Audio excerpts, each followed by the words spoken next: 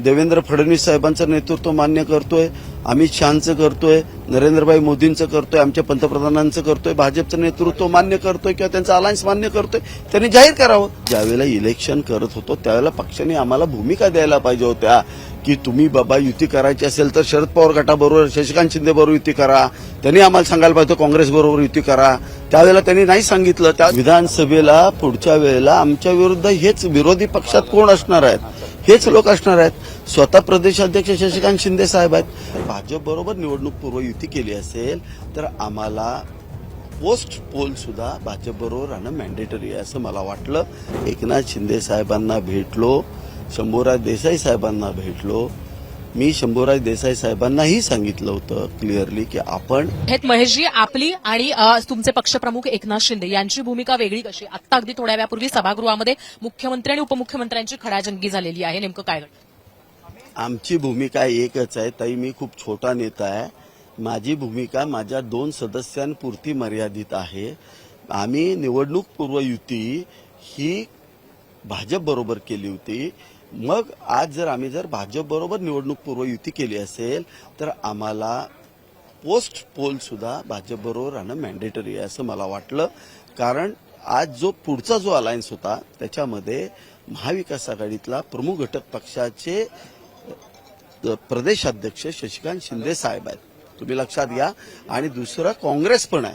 आता मी जर भाजप बरोबर प्रीपोल अलायन्सला तर मी शरद पवार गटाच्या प्रदेशाध्यक्ष आणि त्यांच्याबरोबर जाऊ शकत नाही. म्हणून सत्ता स्थापनेसाठी स्थानिक पातळ्यांवर वेगवेगळी भूमिका ही भाजपनं, शिवसेनेनं, काँग्रेसनं आणि सगळ्याच पक्षांनी घेतलेली आहे. मग या साताराबद्दलच इतकं भाजप बरोबर जाण्यासाठीचा अट्टहास का होता तुमचा? आजच नाही अट्टहास माझा. पुन्हा आम्हाला विधानसभा लढायची ताई. विधानसभेला पुढच्या वेळेला आमच्या विरुद्ध हेच विरोधी पक्षात कोण असणार आहेत, हेच लोक असणार आहेत. स्वतः प्रदेशाध्यक्ष शशिकांत शिंदे साहेब आहेत. मग मी त्या आधी 4 दिवस आधी पण सांगितलं होतं शशिकांत शिंदे साहेबांनी भूमिका जाहीर करावी.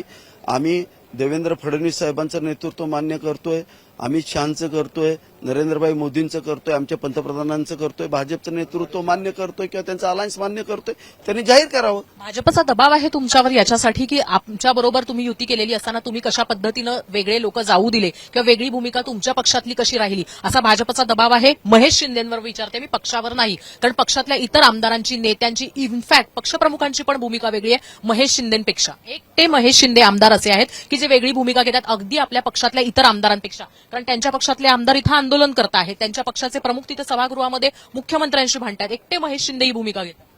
मी जबाबदारीने सांगतो, मी कोणाचाही दबाव घेणारा आमदार नाही. जे सत्य आहे ते मी मांडतोय आणि मी कोणाच्या दबावात आयुष्यात कधी राहिलं नाही, भविष्यात पण राहणार नाही. खरं तर आता ज्या पद्धतीच्या घटना घडलेल्या आहेत तर म्हणजे शंभूराज देसाई असतील किंवा मग जे इतर नेते असतील त्यांच्याशी तुमचं आधी बोलणं का नाही झालं? त्यांनी बोलणं नाकारलं होतं की तुम्ही त्यांच्यापर्यंत पोहोचण्याचा प्रयत्न नाही केला? मी पुन्हा तुम्हाला सांगतोय की मी एकनाथ शिंदे साहेबांना भेटलो, शंभूराज देसाई साहेबांना भेटलो. मी शंभूराज देसाई साहेबांनाही सांगितलं होतं क्लिअरली की आपण बोलून घ्या. एकनाथ शिंदे साहेबांना पण सांगितलं होतं साहेब हे सांगतायत तशी परिस्थिती नाही. निवडून आलेल्या सदस्यांमध्ये हे महायुतीमध्येच राहायचा त्यांचा विचार आहे. स्थानिक पातळीवर निर्णय झाला असं तुम्ही म्हणताय, अगदी राजीनामा देण्यापर्यंतची भाषा तुम्ही करताय. मग या घटना होण्यासाठीचं कारण नेमकं कोण ठरलंय? कुणी फूट पाडण्याचा प्रयत्न केला का शिवसेनेच्या दोन्ही आमदारांच्या गटांमध्ये?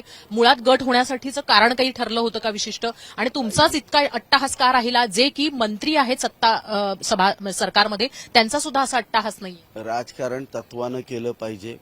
आज शिंदे गट ठाकरेंना सोडणं ही कुठलं तत्व होतं? ठाकरेंना का सोडलं आम्ही हेच मी तुम्हाला उलटा प्रश्न विचारतो. ठाकरेंना का सोडलं? निवडणूक पूर्व युती ही भाजप बरोबर होती, त्यानंतर ते काँग्रेस राष्ट्रवादी बरोबर गेले म्हणून तर आम्ही गेलो तिकडे. शिवसेनेने कल्याण डोंबिवलीमध्ये सत्ता स्थापनेसाठी मनसेला केलंच ना जवळ. कुठेही कुठल्याही पद्धतीने युती नव्हती. मग नेमकं काय म्हणजे एके ठिकाणी एक भूमिका, दुसरीकडे दुसरी भूमिका? मी राज्य पातळीचा नेता नाही. हे बरोबर आहे. तुम्ही तुमच्या जिल्ह्यासाठीची वेगळी भूमिका घेता, राजीनाम्यापर्यंतची मागणी करता आणि त्याच्यानंतर तुम्ही म्हणता की ठाकरेंना सोडलं तेव्हा काय भूमिका होती, आत्ता काय? नंतर तुम्ही म्हणतात की आम्ही साधा आमदार आहे. तीच भूमिका आहे. ज्या वेळेला ती भूमिका घेतली तीच भूमिका आज घेतली. प्रीपोल जो अलायन्स आहे तोच आम्ही पोस्टपोलला घेतलेला आहे. म्हणजे आता शिवसेना मित्रपक्षांसोबत म्हणजे इमानदारीने किंवा मैत्रीने वागत नाही असं तुम्हाला वाटतंय का? मी तसं बोललेलो नाही. मी पण शिवसेनेचा आहे. मी वागलो नाही. तरी पण तुमची भूमिका वेगळी आहे म्हणून मी विचारते. शंभूराज देसाई तुमची भूमिका आणि पक्षाची इतर भूमिका वेगळी आहे म्हणून मी विचारते. पक्षानं आधीच भूमिका, आम्ही ज्यावेळेला इलेक्शन करत होतो त्यावेळेला पक्षाने आम्हाला भूमिका द्यायला पाहिजे होत्या की तुम्ही बाबा युती करायची असेल तर शरद पवार गटाबरोबर, शशिकांत शिंदे बरोबर युती करा. त्यांनी आम्हाला सांगायला पाहिजे काँग्रेस बरोबर युती करा. त्यावेळेला त्यांनी नाही सांगितलं. त्या नेत्यांनी तुम्हाला अंधारात ठेवलं का? तुम्हाला म्हणून स्पेसिफिकली अंधारात ठेवलं का? नाही, तसं नाही. ठरलेलंच होतं. बैठकीत सगळं ठरलंय. महायुती एकत्र जरी वेगळं लढलो तर एकमेकाच्या नेत्यांवर टीका करायची नाही, टोकाचं जायचं नाही, आपण कुणावरती वाईट बोलायचं नाही. आपला प्रचार हा सीमित ठेवून आपण या ठिकाणी निवडणूक लढायची. तुम्हालाच टाळून वेगळी भूमिका का घेतली पक्षाने? मला टाळलेलं नाहीये. पक्षाने एकत्र मिळून ही भूमिका घेतलेली आहे ताई. म्हणजे माझी एकट्याची भूमिका नाही.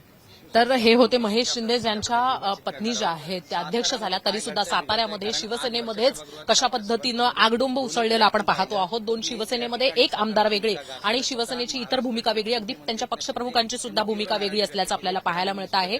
महेश शिंदे मात्र याबद्दल बोलत असताना असं म्हणतात की भाजपचा कुठलाही दबाव नाही, मी कोणाच्या दबावात येणार नाही.